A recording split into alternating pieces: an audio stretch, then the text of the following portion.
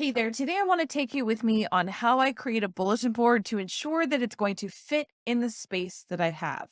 So for today, I'm going to be creating a bulletin board for my bulletin board that you see back here.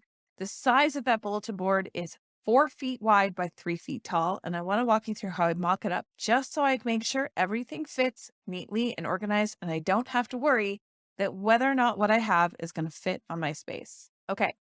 So the first step here is to go straight to Keynote. I plan everything out here on the Keynote page. And one of the ways that I do this is to zoom all the way out on my Keynote. And this is going to allow me to create a bulletin board that is to scale. Okay, so the first thing I do here is create a template. So I simply create an 8.5 by 11 sheet of paper. So inside Keynote, to get it set up, I'm going to go into my Keynote preferences, and I'm just going to make sure that the ruler for the Keynote is in inches. So normally mine is in centimeters, but for this experiment, for this activity, we're just going to do it in inches. So I'm going to make sure that that works because I know my board is measured in inches and I know that my paper is measured in inches. So if you are measuring in meters or centimeters, you just flip your rulers to centimeters and measure the space that you're going to be using for your bulletin board. So I've gone ahead and created a scale model that is 48 inches wide and 36 inches high. So it's here. No, it's off to the side because obviously this is far too big for an actual page. So once I've created that, then I go ahead and create off to the side and scale model of what an 8.5 by 11 piece of paper also looks like. So I have both of those templates ready to go. They're going to be important for me later. So once I have both of those, I select them and I group them together. And I also constrain the portions so that I don't start adjusting the height so the height and width ratio stays the same. Once I've done that, I'm going to duplicate that. So I always keep my large template off to the side and my small template here. And now I want to shrink this down so that it fits back on this Keynote slide template. So I'm going to go all the way down, make it super small. And now I'm going to fit it onto the 8.5 by 11 slide size that I have. And I'm just going to zoom back in. So now I'm working with just the page in front of me. I might move this over a little bit because it's sort of in the way. Okay, so I'm going to zoom this in. Now, anything that I create here on this template, I'm going to follow two rules. One, it needs to fit on this pink space. And number two, each individual element needs to be smaller than this blue box. Now, the reason for that is because when I go to print it, I want to make sure that I'm printing things on an 8.5 by 11 sheet of paper.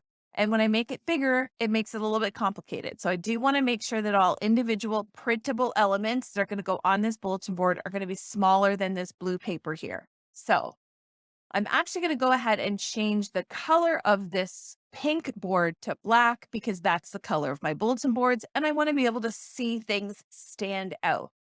Now, if you have a bulletin board that's already a certain color, you can always take a picture of your bulletin board, drop it into Keynote here.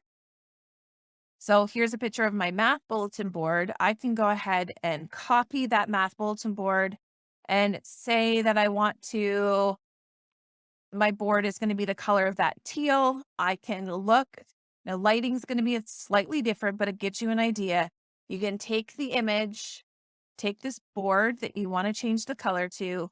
You can select the colors and use the dropper feature to select an element from your bulletin board, and you can change the color of your bulletin board that way.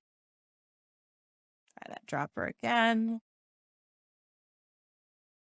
And it will change the color so that you can use the color that your actual board is just to make sure that the contrast that you're using is going to work out. Now you can make the elements right on color inside your Keynote, or I'll also show you how you can turn those black and white so that you can simply print using black ink on colored paper. Okay, so we're going to go back to my blackboard. Now I wanted to create two boards for reading and for writing. So I went ahead and I've already mocked some elements up. So I go ahead and look at, this is what I would like my bulletin board to look like. And this is one side of it where we have some fiction and nonfiction pieces. So I already have some words here. So I'm going to ungroup all of this. And these aren't the final words. I'm just planning out what is going to be there, not all of the content that's going to be on all these boxes, just planning out the spacing. So I already have my star goal board, and I know that each of the pieces in the star goal board is 2 regular 8.5 by 11 sheets of paper. So I've just combined those together and made them so I will print 2 pages on one page. So they're about half the size of an 8.5 by 11. So I've already planned those out. That goes here. So I know it will fit because I can take that template page. And when I go over it, I can, again, compare this and go, okay, it's going to fit when I rotate this 8.5 by 11 page. I know that those 2 pages are smaller and I need 2 of them. So that's how I use that. Now I also want to do some sections on morphology. So I have the prefix, suffix, and root puzzle pieces, and then looking at Latin roots and Greek roots. So I have space for that. And then these are the steps of the writing process to go all the way around. So I've already planned out what I don't have any of the elements that are going to be featured on this section on terms of the text on each hexagon, but I know I have enough space and I know what size they're going to be. I also have fiction and nonfiction writing forms. So each one of these yellow circles is going to be a different writing form for both fiction and nonfiction. So I can lay it all out on my board. And that gives me a nice quick way to say, will everything fit in the space I have? Now you can take a board, it could be different dimensions, but it will help you to sort of map out what you have and how many papers can you fit wide. So if you want, your students, if you want to create a board where all of your students have a piece of work that's displayed, you can mock that up and make sure you have your 8.5 by 11 and plan out how many kids 8.5 by 11 pieces of paper you can reasonably put on your board before you ever print anything out and start assembling it. It's going to end up saving you a ton of time this way because you have this mock-ups and you know what it's going to look like before you put it up. It's a nice map.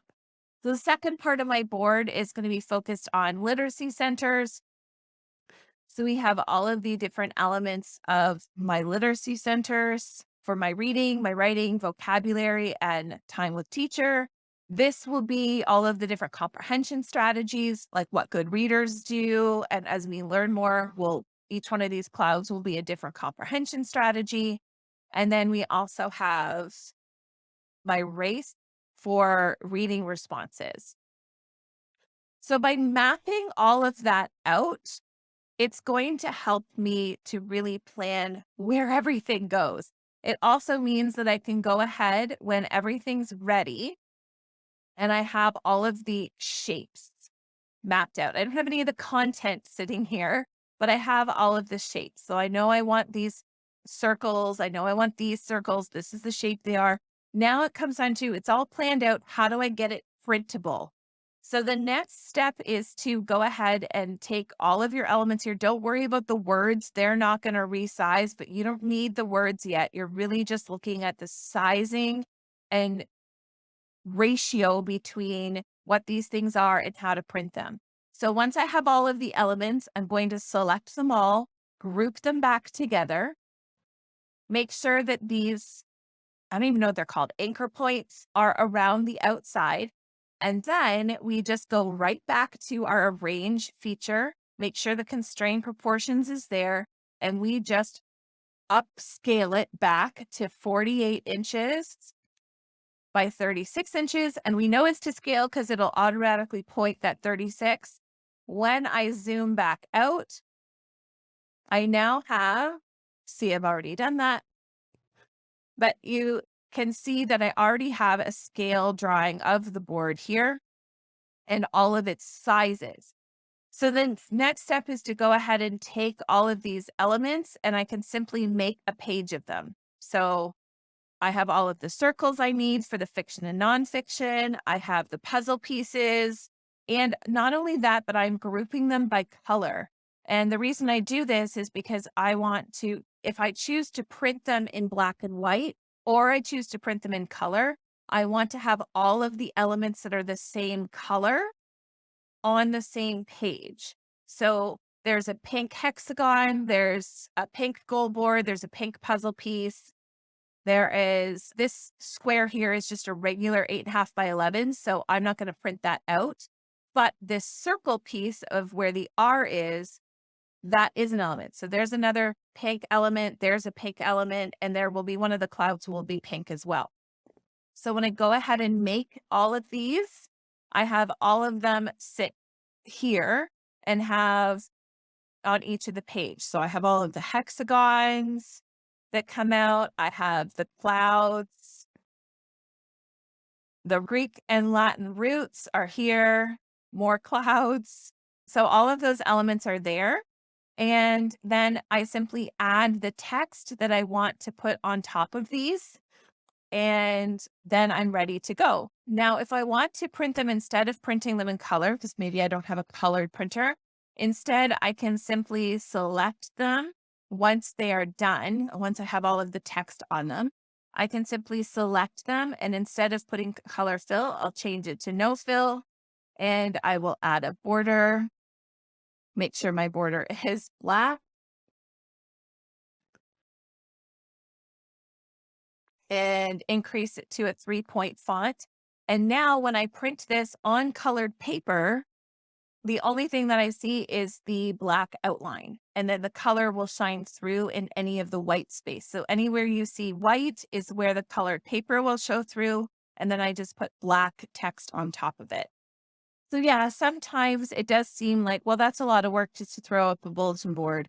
But for me, one of the things that annoys me the most about putting up a bulletin board is you have this space and you're constantly fiddling around with whether or not it works or whether it's going to fit, and you're measuring it and then stepping back from the board and it just not really using the space well or doesn't really seem to sort of fit what you're doing. So by going through this and making sure it fits and maximizing the amount of board space that you have by making an efficient use of your space is really going to help to make sure that how you are maximizing that time and maximizing that space so that you can do the work on your computer, print it out, and it's like 1 20-minute period of you just stapling things on because you already know everything is going to fit exactly the way it's supposed to. And it'll look great because you've efficiently used your space on your board and you're not wasting all that time fiddling around with it. So I'll let you know how this board turns out as it gets finished.